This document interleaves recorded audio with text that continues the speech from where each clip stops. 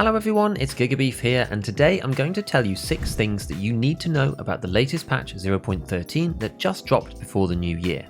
Before we begin, today's video is sponsored by Outplayed, a fantastic video capture app that lets you easily record your raids, which I'm always saying is an incredibly insightful tool for improving your game, and doubly so with your deaths. Outplayed supports 300 games, but for Tarkov specifically, it records each raid automatically as a separate video file, cutting out the stash organisation in between and saving you hard drive space, as well as giving you the option to bookmark sections while in raid as you go with a hotkey, such as after a really big fight, so you don't have to hunt around in the recording for it later on. Afterwards, you can use the inbuilt video editor to cut the video to just the section that you want and share it directly to Discord, Twitter, YouTube or Reddit from within the app itself to show your friends or the wider world. Do check it out, the link for the app is down in the description and the pinned comment. First and foremost, those who hate searching for flash drives rejoice. Skier's quest What's on the Flash Drive no longer blocks Friend from the West Part 1, which is the task to kill 7 USECs that unlocks Peacekeeper's questline. Well, it kind of doesn't block it, but let me explain. I'm pretty sure at this point that Skier 2 is the unlock for the quest, which requires level 15 and 0.2 rep.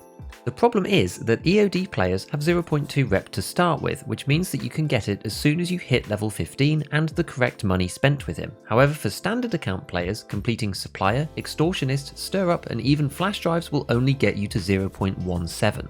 Golden Swag gives you another 0.04, coming to 0.21, which is normally when non-EOD accounts will get access to this quest, which is still effectively locked behind the flash drives. The only way to bypass this is to do enough daily and weekly tasks. These give around 0.01 or 0.02 for a daily and 0.03 to 0.05-ish for a weekly, so it could be used to bridge the gap. But you have to either get lucky that many of these are A, on Skier and B, completable, as re-rolling early in the wipe is tough due to the rep loss with other traders. Either way, if it is Skier 2, which I'm pretty sure that it is, it's now much easier to get access to Peacekeeper if you have EOD. If you're on standard, keep doing your dailies with him if you are the eternally unlucky type for finding flash drives. Now, do I think this is fair? No, not really. EOD is always given some advantages, and especially with Jaeger, it's much easier to get him up with EOD than it is with standard. But this gives such a binary difference between EOD and standard, with EOD players basically getting Peacekeeper quests for free at around level 15, with standard account players still having to grind through the flash drives, which I just don't think it's right. I would prefer it if they balanced it so that everybody got access to this quest at level 15 regardless of whether you're at Skier 2 or not, or they just roll it back to the way it was before and have all of us go through the pain of having to get the flash drives together.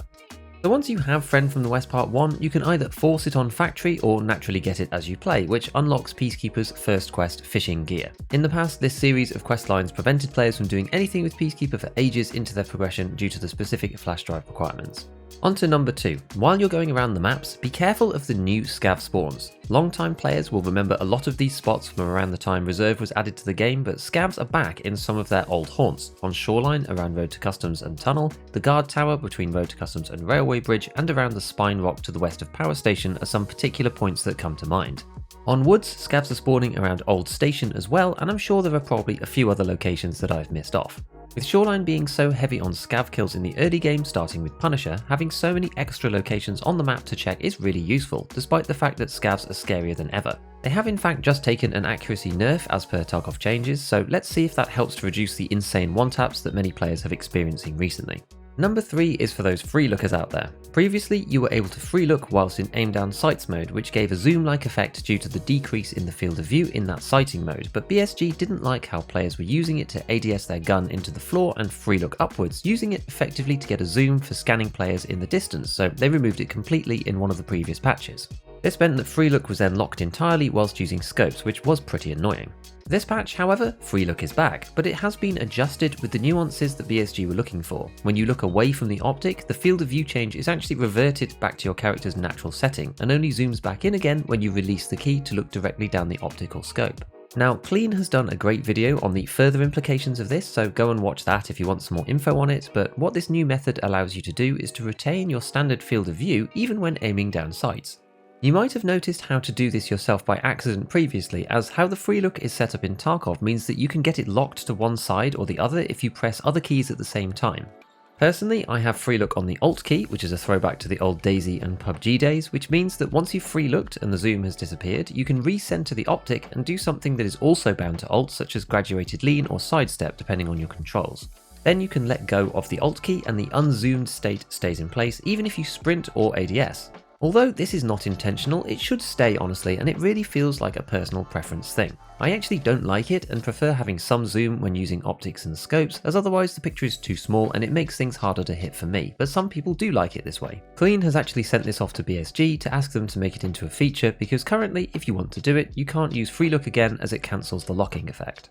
On to number 4, remember the Schmidt and Bender 1x8 scope from last wipe, i.e. the one that should really be in the same category as the Voodoo and the Razor, with fantastic lack of eye relief issues and is great on full auto, but had terrible slow 1x mouse sensitivity that made it unusable? Well, it's fixed. The 1x mode now works normally, which makes this optic potentially another addition to the top tier crew, but with an 8x zoom at the top level rather than 6. This is a bit much for quite a few maps, but given that we have streets and lighthouse now, there may well be situations where this is preferred.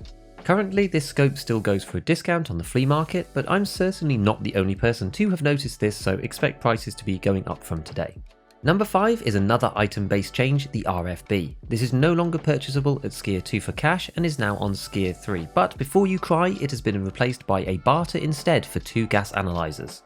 Sometimes these go down really low on the flea market, and in theory it's possible to get one for about 30k, although that is if you actually want an RFB, because M80 is now locked behind Peacekeeper 4. This means you're probably still better off sticking with 7.62 PS weapons instead until then. I just want to give a quick shout out to my Patreon page. I'm going to be putting even more stuff up there this year, and things like the fix of the 1x8 scope and the RFB barter will likely go up there first for people to take advantage of the low prices before anyone else, as well as options for early access to my videos before they go public.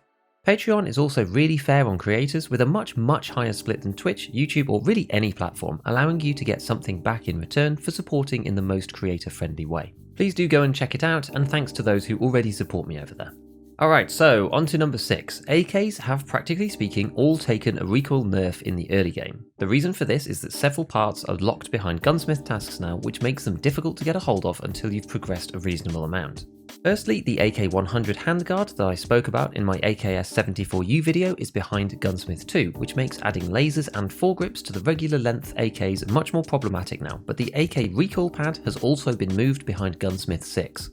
Most players won't get onto this quest for a good while due to the expense of some of the parts on the flea market, combined with the difficulty of buying cheap alternatives from the traders due to the global reset system. Even if you wait in the traders menu, it can sometimes be difficult to snag certain parts before they are gone, and until you can get them, completing Gunsmith early is not very easy.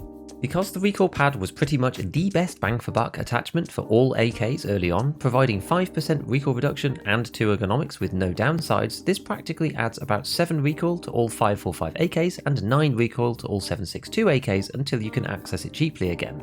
Alright, this final one is a bonus one because this was technically in the patch notes, but as I've had so many instances of this in my chat on Twitch, I think it's worth mentioning again. You can no longer tell if someone has looted a container, stash, or any other item spawning box before you.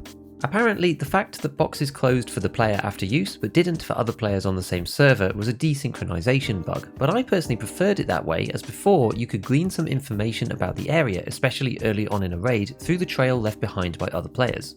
My preferred system would be for all boxes to stay open once cert, with the option to close them again afterwards if you wanted to or had the time. This would mean that if you were paranoid about clearing your trail you could do so, but most people wouldn't bother, allowing some information about their whereabouts to leak out and be usable by other players. So if you have anything else that you've noticed that's specifically interesting in this patch, please do leave a note down in the comments. Otherwise, as usual, a big shout out to all my patrons, hit all of the buttons if you enjoyed the video, and as always, have fun in your raids.